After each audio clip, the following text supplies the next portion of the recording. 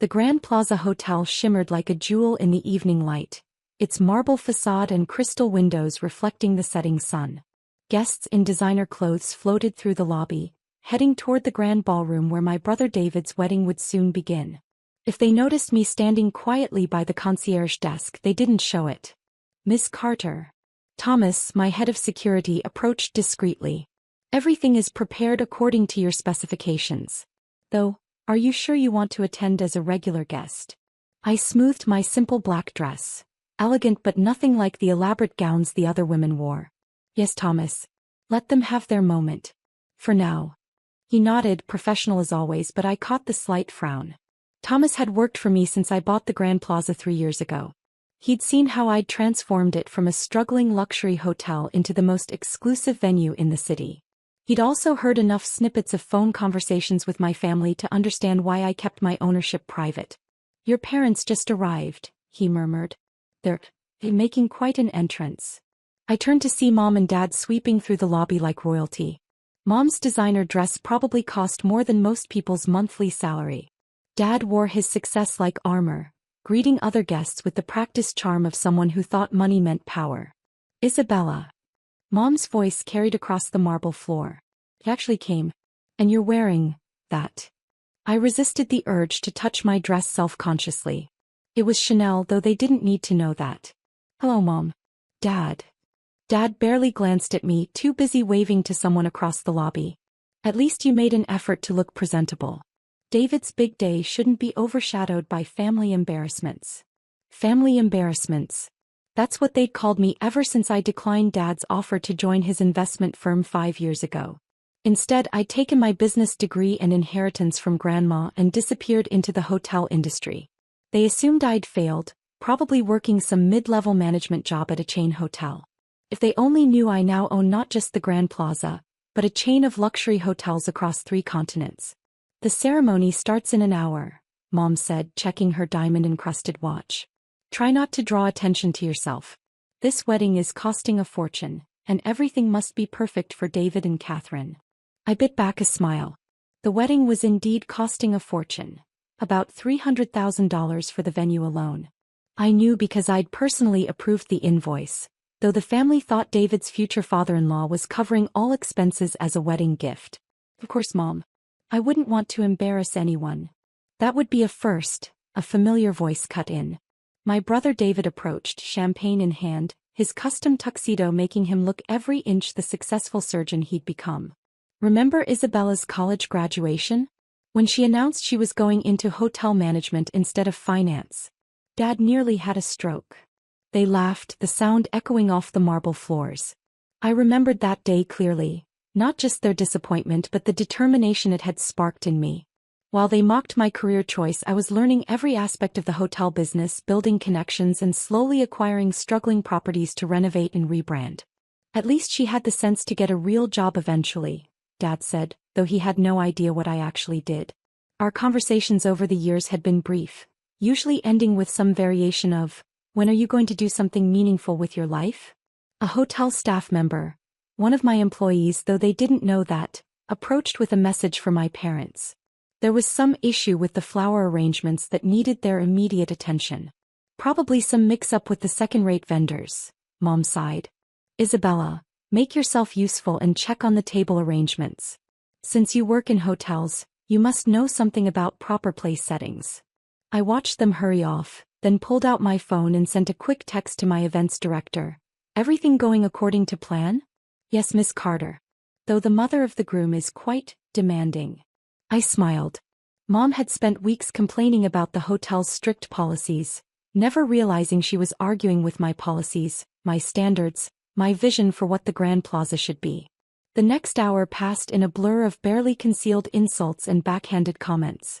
Relatives I hadn't seen in years suddenly remembered my existence, though mainly to express surprise that I could afford to buy a new dress for the occasion. "Still working at that hotel chain?" Aunt Margaret asked, peering at me over her champagne glass. "What is it, Holiday Inn?" "Something like that," I replied, watching as another guest praised the hotel's recent multi-million-dollar renovation, a project I had personally overseen. Finally, it was time for the ceremony. Guests filed into the grand ballroom, which had been transformed into a winter wonderland of white flowers and crystal decorations. I took my assigned seat in the back row, far from the family's reserved section at the front. As the string quartet began to play, I noticed Thomas hovering near the entrance, an odd expression on his face. He caught my eye and gestured subtly toward the lobby. Something was wrong. I slipped out quietly, finding him by the concierge desk. "What is it?" "Your father, Miss Carter. He's making a scene about the champagne selection. He's threatening to have the food and beverage manager fired." I felt a familiar tension headache building. "Where is he?" "In the kitchen. He's already reduced 2 servers to tears." I straightened my shoulders, remember all the times they'd called me worthless, a disappointment, a failure. "Give me 5 minutes. Then implement Protocol 3. Thomas's eyes widened slightly. Protocol 3 was our code for revealing a VIP owner's identity. "Are you sure?" "Yes," I said, heading toward the kitchen. It's time they learned exactly who they've been insulting. But I never made it to the kitchen. Because at that moment, I heard my father's voice booming through the ballroom's open doors, making an impromptu pre-ceremony speech that would change everything. "Before we begin," he announced, clearly having had too much premium champagne, "I want to thank everyone for coming to celebrate my son. My successful son, the surgeon, not the disappointment serving drinks at the Holiday Inn." The ballroom fell silent, but Dad wasn't finished. The champagne had loosened his tongue, releasing years of pent-up disappointment. "My daughter," he continued, gesturing vaguely toward the back of the room, "couldn't handle real business. Instead of joining the family firm, she chose to work in hospitality." He practically spat the last word. "While David saves lives and builds a real career, she probably spends her days changing sheets and restocking minibars." Mom tried to tug at his sleeve, finally sensing this wasn't appropriate, but he shrugged her off. "This hotel," he swept his arm around grandly, "this is what real success looks like. This is what Isabella could have been part of if she hadn't been so stubborn. But no, she had to do things her way. And now look, she can barely afford a decent dress for her brother's wedding." I stood in the doorway, a strange calm settling over me. Thomas appeared at my side, tablet in hand. "Protocol 3? He whispered. "No," I said quietly. "Protocol 1. His eyes widened. Protocol 1 was our highest-level security response, reserved for removing problematic guests, no matter who they were. "Right away, Miss Carter." I watched as Thomas spoke quietly into his earpiece. Within seconds, security teams positioned themselves at every entrance. "And another thing," Dad was saying, clearly enjoying his captive audience, "this wedding cost more than Isabella probably makes in a year. The champagne alone." "Is Krug Klaus Diambonne 1998, I interrupted, my voice carrying clearly across the silent ballroom. "Specifically selected from the hotel's private reserve. Current market value, $2,500 per bottle." Everyone turned to stare as I walked down the center aisle. My heels clicked against the marble floor, echoing in the stunned silence. "The flower arrangements you complained about? Hand-selected peonies and orchids, flown in from Holland this morning. The crystal centerpieces? Baccarat, custom designed for the Grand Plaza. The chef you just berated? He has 3 Michelin stars." Dad's face had turned an interesting shade of red. "How would you know?" "Because I own this hotel," I said simply. "Along with 16 others across 3 continents." The champagne glass slipped from Mom's hand, shattering on the marble floor. No one moved to clean it up.